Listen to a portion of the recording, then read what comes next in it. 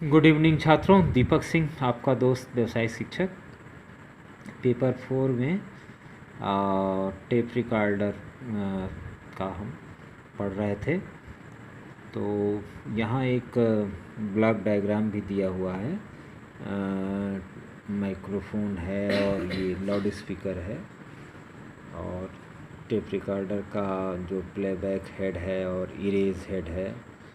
तो इसके circuit block diagram पूछने को आ सकता है, तो इसको भी थोड़ा सा आप लोग देखिएगा। और एक छोटा सा और भी आ सकता है, जैसे कि वॉल्यूम नियंत्रण कंट्रोल का परिपथ बनाए।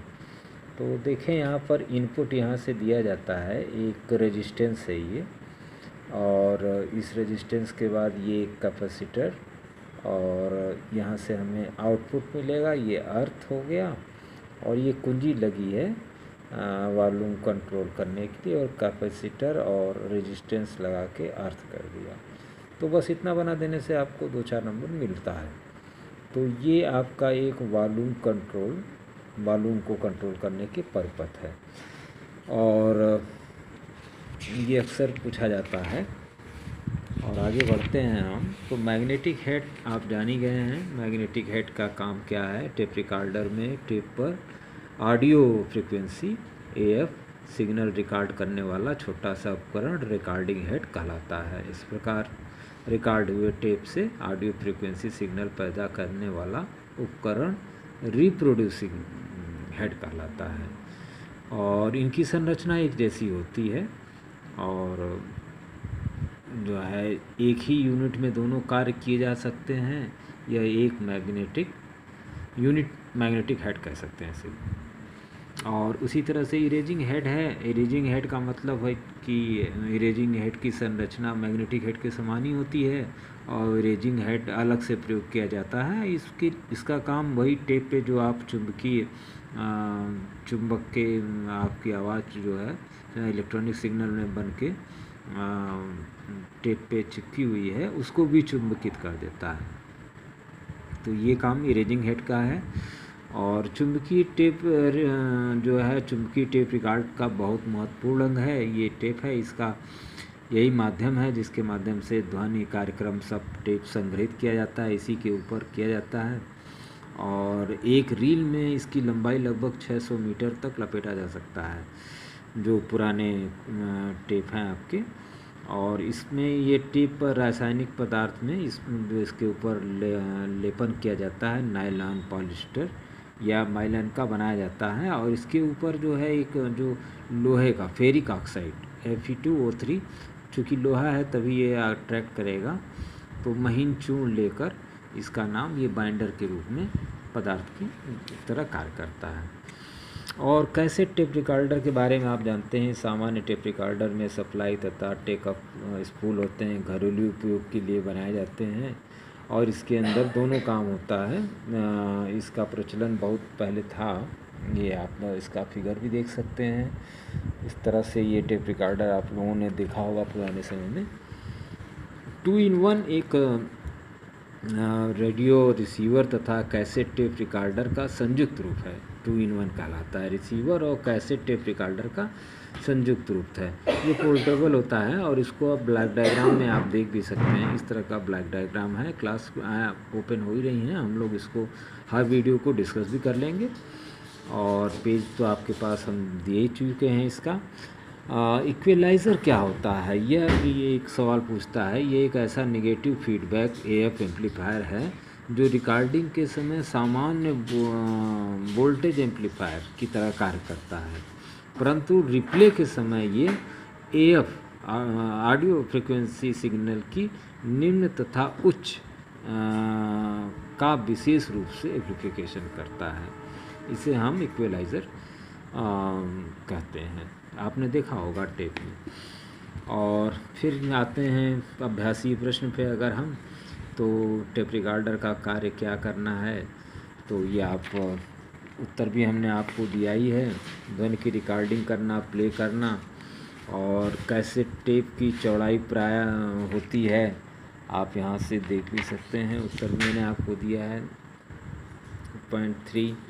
और उसके बाद माइक्रोफोन का कार्य क्या है, आप जानते ही हैं। माइक्रोफोन जो है आपका ध्वनि सिग्नल में आप माइक्रोफोन पे बोलेंगे तो आपकी जो आवाज़ है उसको विद्युत सिग्नल में बदल के फिर आगे लाउड स्पीकर को देना।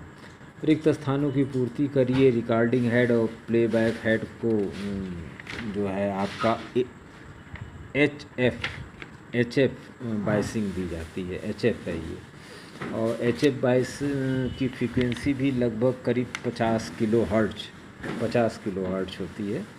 यहाँ इसका उत्तर भी है, ये देखिए 50 किलो हर्ट्ज। और नीचे के तीनों सत्य हैं आपके। टेप रिकॉर्डर का आविष्कार थॉमस ने किया था, आविष्कार 1924 में किया था।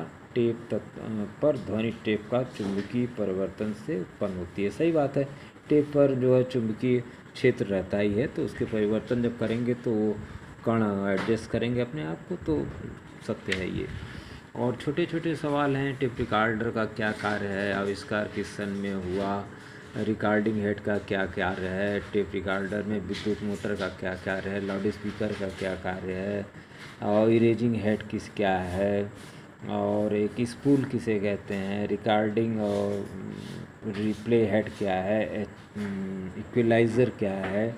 तो इस तरह के छोटे छोटे क्वेश्चंस आपसे पूछे जा सकते हैं। और बड़े में वही आपका एक टेप रिकॉर्डर के मुख्य भागों का वर्णन करिए, इनके कार्य को बता दीजिए।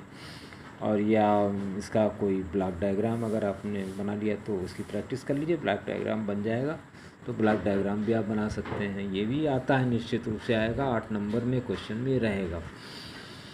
तो छात्रों ये और एनसीसी के लिए अगला चैप्टर हमारा थोड़ा सा दोष और निवारण का रहेगा रेडियो टीवी में।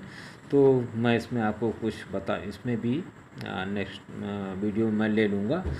और फिलहाल तो अभी कल तक आप लोग अपना जो भी किसी का कुछ एक आध पेपर छूट गया हो एनसीसी वगैरह का, तो वो अपना जमा कर लें। और क्लास टाइमिंग वगैरह तो ग्रुप में हमने डाल ही दिया है। कक्षा 12 की 12:20 से 3:20 पर है, कक्षा 12 का दूसरी पाली में, जिसमें आपको हिंदी, अंग्रेजी सारे विषय मिलेंगे, सभी विषय पढ़ेंगे आप। और जिसमें आपका व्यावसायिक शिक्षा, सामान्य निर्धारित विषय, सामान्य हिंदी, और जो आपने भूगोल, इतिहास, समाजशास्त्र जो भी लिया है वो सारी चीज़ें रहेंगी। तो सेकंड पाली में आप आएंगे। और ये वीडियो नेक्स्ट वीडियो रहेगा कि दोष निवारण क्या है। इसके बाद वही लास्ट पेपर एक है 5वां, उसको पढ़ने के बाद हमारा लगभग कक्षा 12 का कोर्स ख़त्म हो जाता है। कक्षा 11 के लड़के पेपर 1, 2, 3 को रिवाइज़ करते रहें। ये बार बार मैं आप लोगों से रिक्वेस्ट भी कर रहा हूँ कक्षा क्लास 11 से। और मास्क और अनुमति पत्र ज़रूर लेके कॉलेज में आएँ। और बाकी सैनिटाइज़र आपको मिल ही जाता है कॉलेज में, और हाथ धोने के लिए साबुन कॉलेज में है ही है। और सिर्फ अपना एक मास्क 2-4 रुपये का ख़रीद लीजिए। और साथ ही आप 2 गज की दूरी ज़रूर बनाए रखिए लोगों से। और थोड़ा जिसकी तबीयत ख़राब हो तो उससे थोड़ा दूरी बना के रहेंगे तो सेफ रहेंगे। मेनी थैंक्स छात्रों। और आपका दोस्त दीपक से।